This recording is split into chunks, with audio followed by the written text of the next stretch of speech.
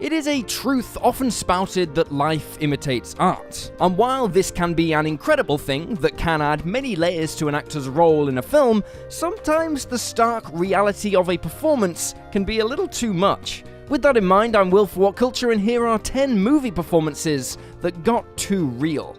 10. Shia LaBeouf, Pieces of a Woman.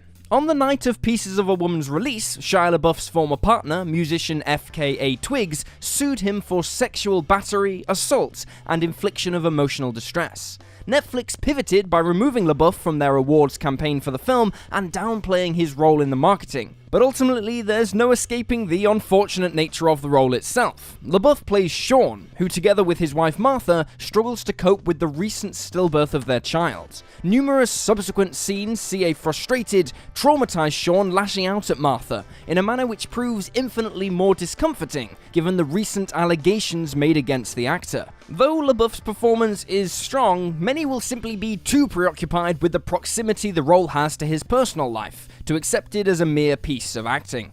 9. Brandon Lee, The Crow. The Crow was supposed to be Hollywood's coming out party for Bruce Lee's son Brandon, yet tragically Lee ended up dying in an on-set accident after a prop gun misfired. The director and crew scrambled to complete the film without their lead actor, ultimately employing a combination of body doubles and visual effects to complete the few remaining days of shooting.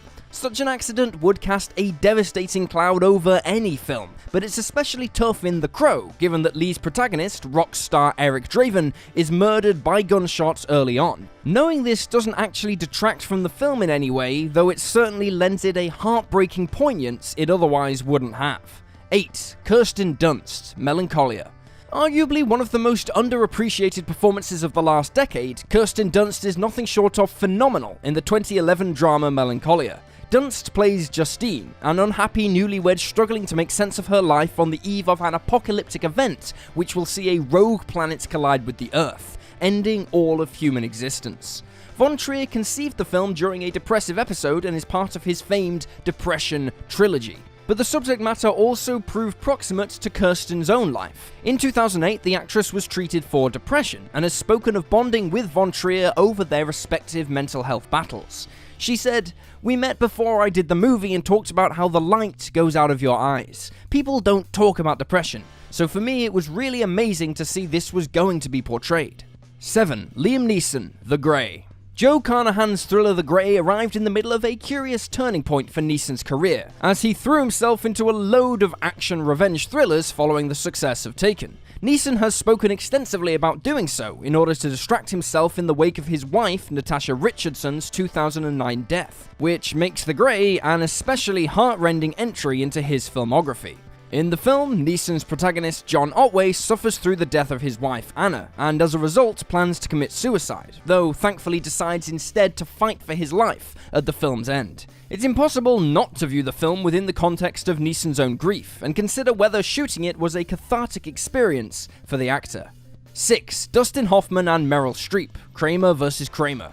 Dustin Hoffman and Meryl Streep star as a former married couple caught in the midst of a bitter custody battle for their son Billy in Kramer vs. Kramer. The film is a fiery acting masterclass, and one suffused with even more emotional authenticity than is immediately apparent. For starters, both Hoffman and Streep were working through personal tragedies at the time of shooting. Hoffman was in the midst of a divorce from his first wife, while Streep was mourning the death of her partner. But it goes deeper than the mere anguish they bring to the parts. The two actors clashed extensively throughout the shoot, largely due to Hoffman's commitment to method acting and various attempts to antagonize a, quote, better performance out of Streep. It doubtless all adds up to make the final film feel incredibly raw, even if that's a lot of emotional baggage for two actors to carry around with them during a film shoot. 5. Nick Nolte, Warrior. Nick Nolte received a well-earned Best Supporting Actor Oscar nomination for his heart-wrenching performance in Warrior, playing Paddy Conlon, the recovering alcoholic father of protagonists Tommy and Brendan. Nolte's depiction of a man whose life is defined by his battle with the bottle has undeniable allusions to the actor's own lifelong substance abuse issues. Nolte said of his performance, "Because I have a drunk driving record and I have not been silent about my own addictions, it was a perfect vehicle. I understand addictions. I understand how destructive they are and how difficult they are to break." 4. Elsie Fisher, 8th grade. In a just world, 8th Grade would have been nominated for a pile of Oscars, especially for 14-year-old lead Elsie Fisher, who proves so jaw-droppingly convincing as high school protagonist Kayla. Elsie's performance is thoroughly authentic, perfectly conveying the anxieties of those awkward adolescent years precisely because she literally experienced them in real time while making the film. Though 8th Grade is awash in heart and humour, its more awkward passages are what makes it feel so relatable, Kayla's discomfort in her own skin being both crushingly recognisable and unmistakably drawn from her own experiences. She may not have captured the Academy's attention, but at least she did receive a Golden Globe nomination for Best Actress. 3. John Wayne, The Shootist. In his final film role, John Wayne plays aged gunfighter J.B. Brooks, who, in addition to being a quaint relic in a world moving on without him, also has his days numbered by a terminal cancer diagnosis. Wayne's casting is incredibly poignant, both for the fact that his brand of grizzled Western hero was falling out of favour in the 70s, and that Wayne had himself suffered with lung cancer years prior, leaving his breathing and physical movements incredibly limited. 3 years after the film's release, Wayne passed away from stomach cancer, ensuring that The Shootist is a near literal cinematic eulogy for one of the most statuesque movie stars of all time. 2. Mickey Rourke, The Wrestler. As a self-contained performance, Mickey Rourke's naked vulnerability in The Wrestler proves tremendously affecting, though his turn as a broken-down, washed-up wrestler has an undeniably self-reflexive quality to it. The Wrestler is a not-so-subtle meta-commentary on Rourke's own acting career, for after establishing himself as a household name throughout the 80s, Rourke developed a reputation for being difficult and even quit acting for several years to become a boxer. When Randy launches into his "I'm an old, broken-down piece of meat" speech, the scene which basically got him the Oscar nomination, it's tough to view it through anything but an entirely self-regarding lens. Painful, but brilliant. 1. Gloria Swanson, Sunset Boulevard.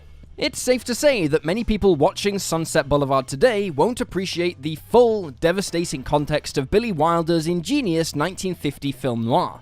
Gloria Swanson stars as Norma Desmond, a mostly forgotten former silent film star whose depleted fame has brought her to the brink of suicide. Like Desmond, Swanson was a celebrated silent film actress who struggled to transition into talkies and eventually fell into obscurity.